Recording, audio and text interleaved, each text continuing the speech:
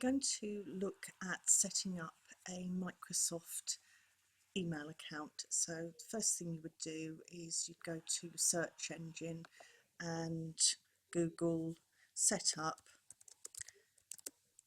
MS email account and search. Okay, now you've got various things here.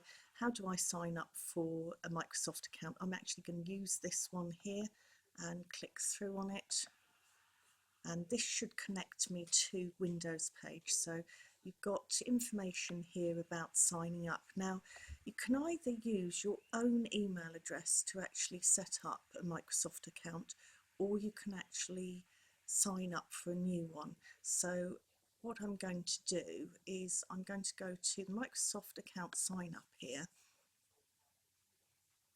and then I'm going to choose don't have a Microsoft account down here, and I'm going to go sign up now.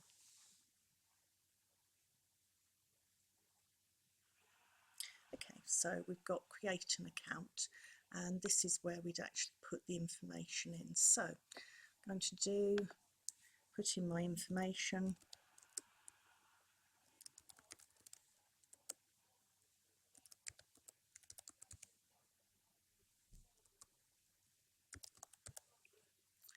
And I'm going to use my usual. Okay, so I'm going to actually use that as my username, and the next thing I'm going to do is I'm actually going to go to my actual key pass, and I'm going to set up a password for it. I'm just going to click on OK on that one. So to do this, I'm going to go add new. I'm going to put MS email in here, and it's going to be IT Mad Tutor, and I'm going to generate a password. I'd like to actually choose something that's a little bit stronger than that, so I'm going to bung in some special characters and some brackets. Click OK, and I'm then going to copy this here over. So I do hold control down and press C. Right, back to my actual account here. So I'm going to click on create password, and I'm going to paste in my password. Now this is quite interesting. They actually restrict you to no more than 16 characters. This is actually quite bad because we recommend 14 characters and above, and most good strong password systems would actually allow you up to 32 characters. So I've now got to go back to my key pass, and I just need to reduce the number of items that I can actually have in here. So I'm going to reduce that down to 16, and I'm going to press OK again, and there we've got a different one. I'm going to actually change that one. Don't like the look of that one too much. I want to put in digits and some brackets in there, so I'm going to go OK again. That looks a little bit better, so I'm going to copy this one, Control C, go back to my sign in, get rid of this, and actually paste in my new password.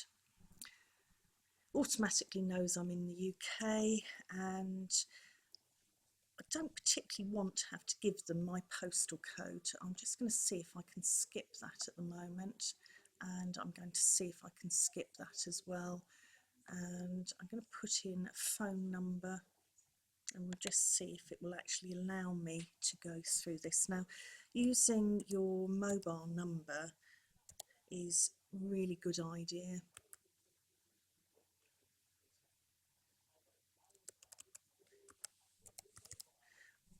The main reason being is that if you actually forget your password, you can actually get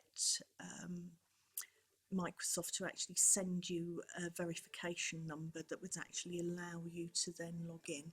Right, now I've actually skipped adding in my actual postcode and date of birth.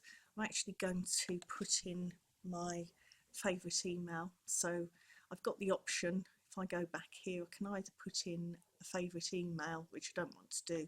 I actually want specific from them. Now you have here the choice of using outlook.com, hotmail.co.uk or live.co.uk. I'm going to specify outlook.com here, and I'm going to put in IT Mad Tutor, and I'm now going to whiz back down to the bottom where we have the capture. I don't want any Microsoft promotional offers, so I'm going to get rid of that. So I would prefer not to be bombarded with their rubbish. And we're just going to go KYSSWLLXJ. Hopefully that's correct, and I'm going to click create account. Right, okay, it's not allowing me to skip the gender, which is a bit of a pain. Put my date of birth in. Again, what they do with this information is they actually target adverts at you, looking at your date of birth and your gender and things like that. It can be a little bit of a pain, but if you actually ignore the bit at the bottom that says send me promotional offers, but also got to put in a postal code, which again I don't particularly want to do, but there we go. So let's just hit this and create account. Okay, now the characters didn't match the picture. This is one of the major issues with these capture things, that they are a little bit out of focus and you can't always guarantee that what you're putting in is upper and lowercase. So let's have another go and see if we can actually get this correct this time. Q5, capital M, capital D, lowercase d, and I think that's a capital W. Let's see what happens now.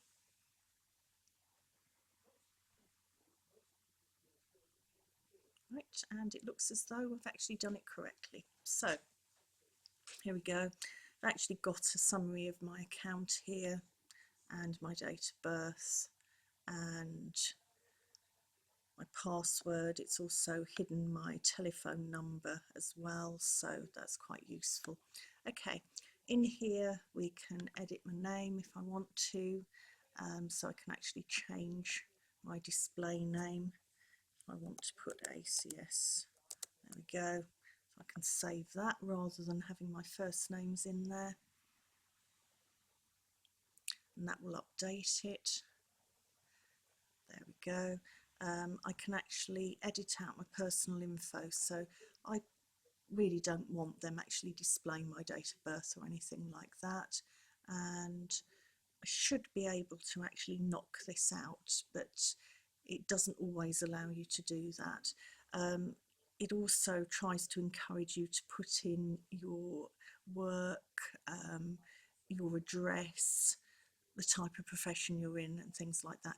Don't give them this information if you don't want to. We've also got here security info. I've set my password already, and to verify that this is a telephone, for example, that is the correct phone, I can actually verify the last 4 digits, and if I remember what it is, I will do that. So if we put in my verification, there we go, and hopefully it should actually verify that that's my number. Okay, so what should happen is I should actually get the option of being sent through a text message to my telephone to verify that I am actually who I am. It's worthwhile, if you are using your own computer at home, I would actually put in here, I sign in frequently on this device, don't ask me for the code. And I don't know whether it's actually coming through yet. Let's just have a look. Right. No, not yet. So I can actually do that at a later date. So right, I'm just going to go back on that. So by allowing you to actually upload information and verify who you are. It just means it's a little bit easier if you actually log into your accounts.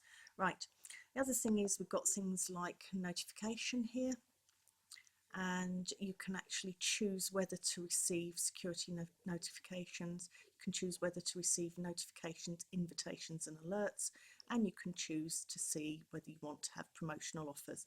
Right, this marketing, you're managing preferences.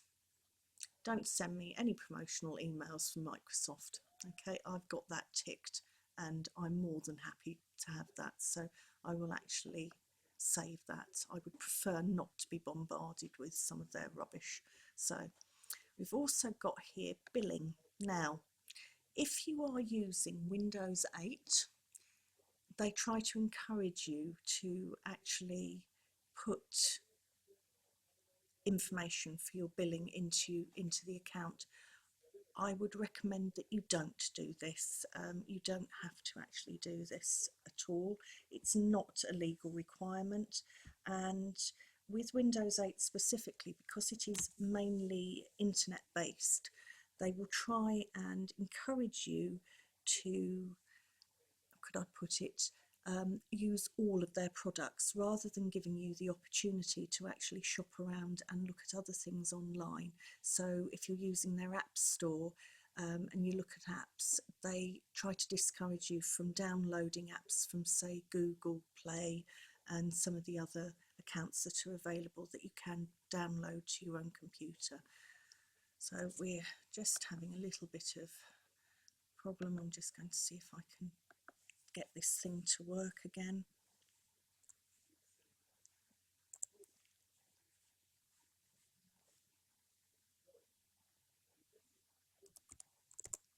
Okay, let's try again and see if I can actually get the codes through just to verify who I am. Sometimes this does actually take a little bit of time. We do, whilst I'm waiting for their text to come through, I will just go back and we'll have another quick look at some of the other options. Okay, so let's just go backwards on this. And it doesn't want to let me actually out of that. What a pain. Okay, I'm just going to pause the video until I can actually get my code from them to verify my account. Right, what I've actually asked the system to do is to actually call me. So let's see if I can get it to give me a call. Again, verification is a really useful thing, but sometimes it does take time. I'm used to actually using Gmail, which is near enough instantaneous. If you're going to make any changes to your Gmail password, for example, it's ever so easy. You just go into forgot my password, get it to send you a text, and within seconds your text comes through. The same thing happens, for example, with Yahoo. So this is taking a little bit too long, which is really hacking me off at the moment. So I'm going to actually stop the video here and we're going to wait for it to eventually come in. But whilst I'm waiting for that to happen,